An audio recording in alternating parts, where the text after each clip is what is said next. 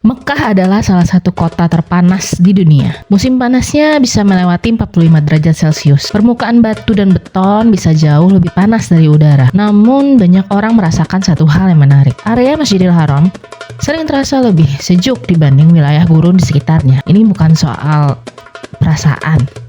Ini soal desain kota. Arab Saudi mengalami peningkatan suhu ekstrim dalam 2 dekade terakhir. Gelombang panas makin sering dan makin panjang. Dalam beberapa musim haji terakhir, otoritas Saudi bahkan mengaktifkan sistem peringatan heat stress karena risiko heat stroke meningkat drastis. Ini bukan isu kecil. Kematian akibat panas menjadi perhatian serius di seluruh kawasan Timur Tengah. Masjidil Haram menggunakan salah satu sistem pendingin terbesar di dunia. Air dingin diproduksi dari fasilitas chiller besar di luar kompleks utama. Air itu disalurkan melalui jaringan pipa bawah tanah dan mendistribusikan udara dingin secara sentral. Suhu di dalam area ibadah dijaga stabil, meski di luar ekstrim. Lantai pelataran menggunakan marmer putih khusus yang memantulkan panas. Material ini menyerap panas jauh lebih sedikit dibanding aspal atau beton biasa. Itu sebabnya kaki tidak langsung terbakar meski matahari terik. Banyak yang fokus pada gedung tinggi di sekitar Masjidil Haram, tapi yang lebih penting adalah struktur bayangan. Kanopi besar, lorong teduh, penempatan bangunan yang memecah angin panas. Efek ini menciptakan microclimate, yaitu zona kecil dengan suhu permukaan lebih rendah. Konsep seperti ini sekarang juga dipelajari oleh kota-kota panas lainnya.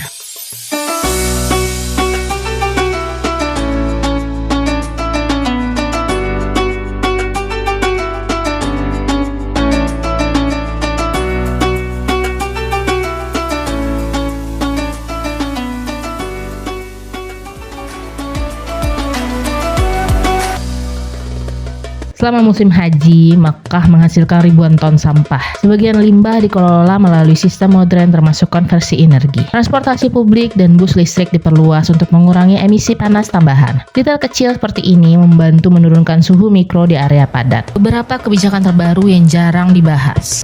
Pertama, perluasan sistem pendingin dan distribusi air zam-zam dingin.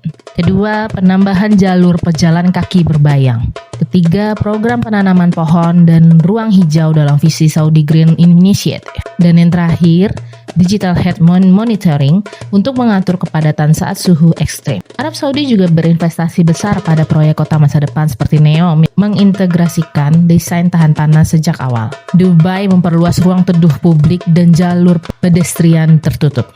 Doha menguji teknologi pendinginan stadion terbuka. India dan Pakistan mulai mengadopsi Heat Action Plan untuk kota padatnya. Spanyol dan Italia mulai membangun ruang publik berkanopi besar setelah gelombang panas mematikan. Kota panas global mulai belajar. Desain bukan lagi soal estetika, tapi soal bertahan hidup.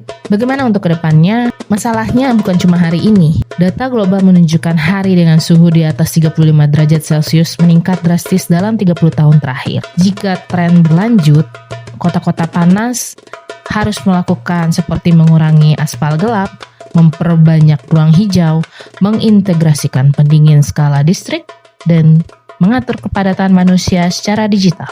Tanpa itu semua, maka panas ekstrim akan menjadi ancaman ekonomi dan kesehatan publik. Apa yang harus diwaspadakan?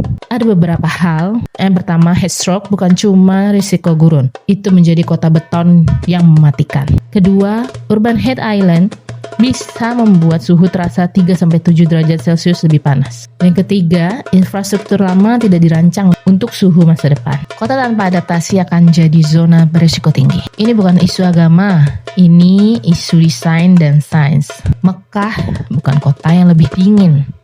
Mekah kota yang panasnya dikelola dengan baik. Di tanah paling panas, manusia belajar melawan matahari dengan perencanaan, dengan teknologi, begitu juga dengan desain yang disesuaikan terhadap realitas iklim.